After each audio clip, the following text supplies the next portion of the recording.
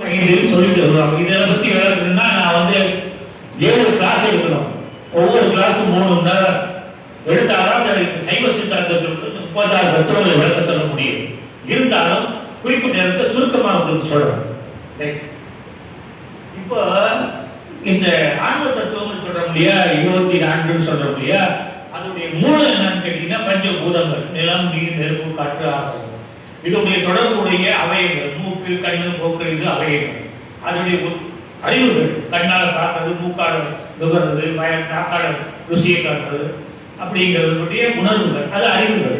அதுக்கப்புறம் கர்ம இந்திரியங்கள், நடக்கிறது, போறது, வர்றது, அது மாதிரி கர்ம இந்திரியம். அதுக்கப்புறம் 4 அந்த கரணங்கள். அந்த கரணம் மனம், புத்தி, சித்தம், அகங்காரம் அப்படின்னு சொல்லிட்டு அந்த 4 அந்த கரணம். இது சேர்த்தா 24 தத்துவங்கள். அந்த 24 தத்துவங்கள் மொத்தம் பிடிச்சிட்டு 24 தத்துவங்கள் மொத்தம் பிடிச்சிட்டு சாங்கியம்னு ஒரு தத்துவம் வந்தது. அந்த சாங்கிய தத்துவம் என்னன்னா இறை மறுப்பு கொள்கை, இறைவன்கிறதே கிடையாது. இந்த 24 தத்துவங்களை அடங்கி போனது சாங்கிய தத்துவம். இது சாங்கியம் எப்போ தோன்றுன்னு தெரியல, எப்போ அழிய போகுதுன்னு தெரியல. ஆனா சாங்கியத்தை பத்தி சிந்து சமூகம் பேசிக்கொண்டிருக்குன்னா பேசுது, ஆனா அது வேற மாதிரி பேசுது. அது சொன்னா உங்களுக்கு புரியுது கஷ்டம். ஆனா அந்த பொய்ன்னு சொன்னால் ஏன் போது நிறைய விளக்கம் சொல்லணும். இருந்தாலும் புரியுங்க, ஆன்ம தத்துவம் 24 புரியுங்க.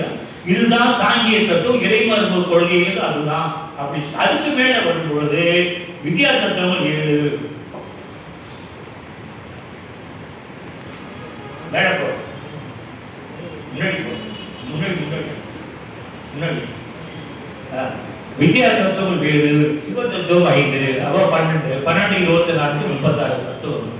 இந்த ஒவ்வொரு தத்துவங்கள் சொன்ன மாதிரி விளக்கம்னு சொல்லிட்டா பல வகுப்புகள் இருந்தா தான் புரியும். ஆனா அதுக்கான நூல்கள் படிச்சு புரிஞ்சுக்கலாம். இதை புரிஞ்சுக்கிட்டீங்கன்னாக்க இந்த மரண பயங்கிறதே உங்களுக்கு வராது. இப்ப உமிநீங்க வரிசை வரும். அது என்ன உமிநீங்க வரிசை அப்படின்னா பாருங்க, ஒரு நெல்லுல என்ன இருக்கு பாருங்க, உமி, தவிடு, அரிசி, கூறு, நெய், நெய்யுருவு. இதுல இந்த ஊருமி, உமி, தவிடு, உருண்டெல்லாம் போயிடுச்சு, அரிசி இருக்கும்.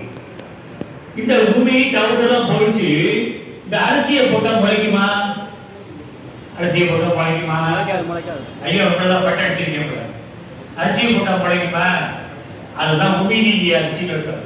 அது நம்ம அது நெல் மாதிரி இருக்கும்.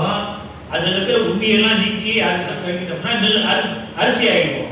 நம்ம என்ன ஆகணும்னு சொன்னா அரிசி ஆகிடும். அரிசி அரிசி அதனாலதான் என்ன பண்ண, செத்த வயல அரிசி போடுறான். நல்லா புரிஞ்சுக்கணும், செத்த வயல வாக்கரிசி போடுறான் இல்லையா, அது அந்த வாக்கரிசி போடுறக்கூடிய பாக்கியம் பிள்ளைகளுக்கு கிடைக்கும்னாங்க. அந்த வாக்கரிசிங்கிறது என்னன்னு சொன்னீங்கன்னா, ஐயா உனக்கு அடுத்த பிறவி கிடையாது, ஐயா உனக்கு அடுத்த பிறவி. இதுதான் தத்துவம்.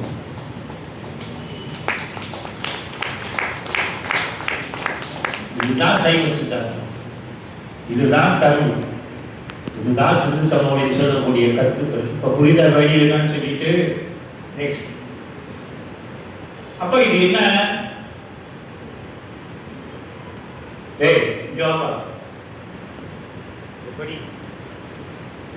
நெல்லினுக்கு தவிடு உமிகள் அனாதியாயே